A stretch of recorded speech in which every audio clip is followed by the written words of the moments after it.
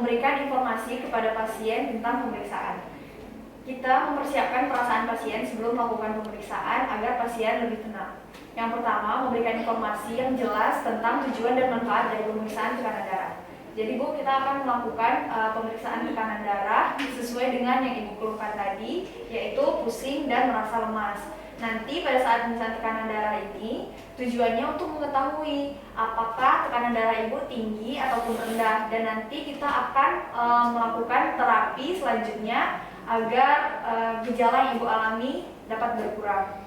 Dan nanti Bu, kita pada saat pemeriksaan akan ada rasa tidak nyaman sedikit. Ibu bisa beritahu kepada saya, namun Ibu tidak perlu khawatir karena saya akan melakukannya sesuai dengan prosedur. Melakukan pemeriksaan dengan palpitoid. Yang pertama, menempatkan pasien dengan posisi duduk dan tangan dengan posisi rileks, di mana di bagian sikutnya agak sedikit ditekuk. Bu, silakan duduk sebelah sini dan mengusahakan pada lengan baju pasien tidak tertahan oleh baju. Setelah itu, menempatkan manset tensi 2 cm di atas fossa cubiti.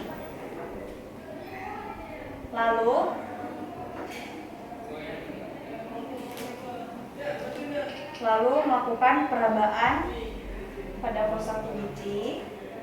Setelah teraba, lalu kita kunci pada tensi dan melakukan tensi 30 mmHg per detik. Bu, saya mulai ya Bu. Akan ada rasa sedikit tidak nyaman, namun itu hal yang normal ya.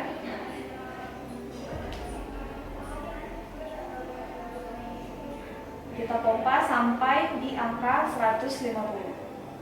Lalu setelah itu kita buka pengunci pompa secara perlahan 33 mmHg per detik. Maka kita mendapatkan tekanan sistolik yaitu 90 mmHg. Yang ketiga, kita melakukan pengukuran tekanan darah diastolik dengan menggunakan stetoskop. Di sini kita gunakan stetoskop terlebih dahulu. Lalu menempatkan diafragma pada daerah perabaan di fossa cubiti tadi. Lalu kita mengunci tensi.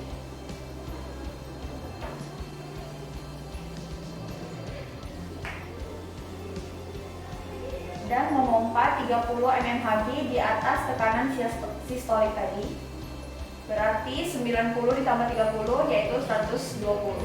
Pada tekanan 120 lalu kita buka pompa secara perlahan yang perlahan.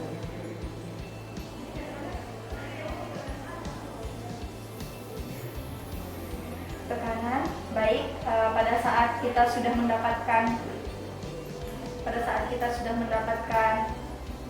tekanan diastolik pasien yaitu di angka 50 mmHg.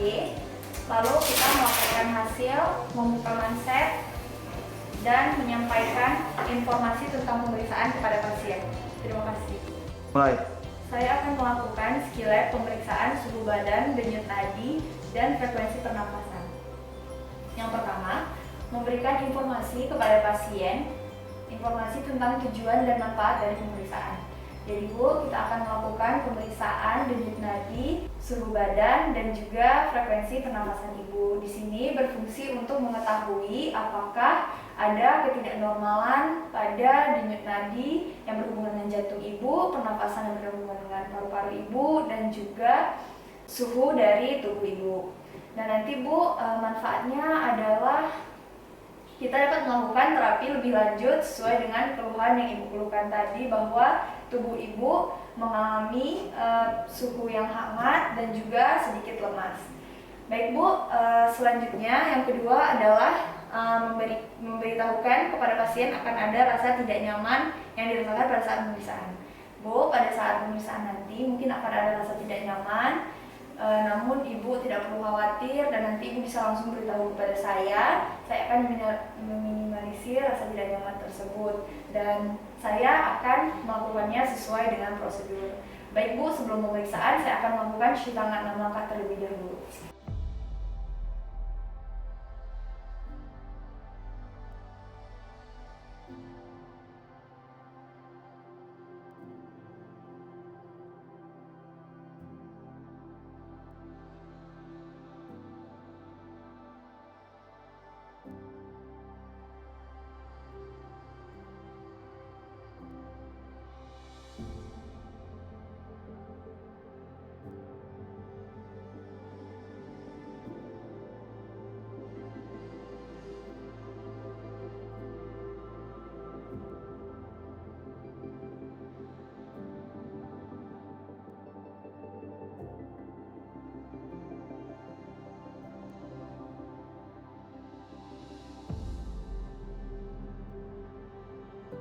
Pemeriksaan yang pertama yaitu pemeriksaan temperatur tubuh.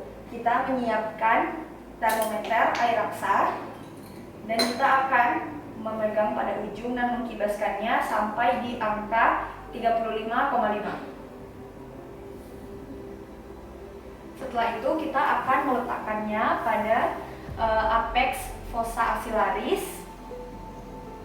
Maaf ya Bu. Dan menunggu selama 3-5 menit. Setelah 3-5 menit, lalu kita melihat temperatur tubuh dari pasien. Pada temperatur 36-37, di bawah 37 itu masih dinyatakan dengan temperatur normal. Namun apabila sudah di atas temperatur 37, maka sudah mengalami peningkatan suhu tubuh. Pemeriksaan yang kedua yaitu pemeriksaan denyut nadi. Kita meletakkan lengan yang akan diperiksa dalam keadaan rileks ya Bu.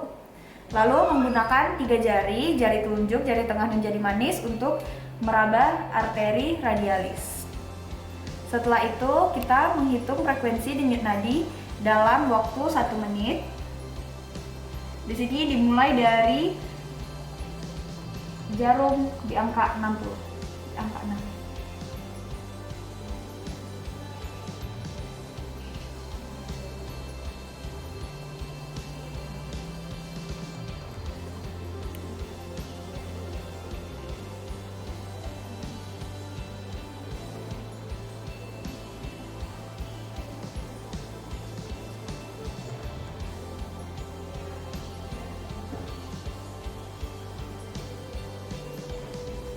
Apabila kita memiliki waktu yang sedikit, maka apabila sudah setengah menit, maka dapat kita kalikan menjadi 2. Namun dengan pasien dengan nadi tidak teratur, frekuensinya tidak teratur, maka kita harus melakukannya dalam 1 menit penuh.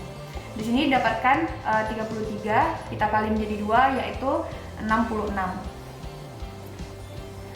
Irama yang didapati dari pasien adalah reguler. Irama yang didapati adalah irama reguler. Yang ketiga, pemeriksaan frekuensi nafas. Meminta pasien untuk duduk dengan tenang. Lalu kita memperhatikan pada daerah dada pasien, pergerakan pada daerah dada, bahu, dan juga pada wajah pasien. Lalu kita menghitung selama 1 menit. Di sini dimulai di angka 5.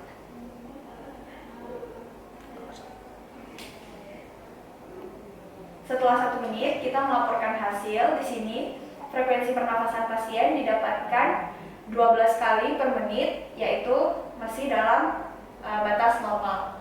Setelah melaporkan hasil, kita melakukan cuci tangan 6 langkah kembali dan menerangkan hasil dari pemeriksaan kepada pasien. Kemudian menerangkan hasil pemeriksaan pada pasien.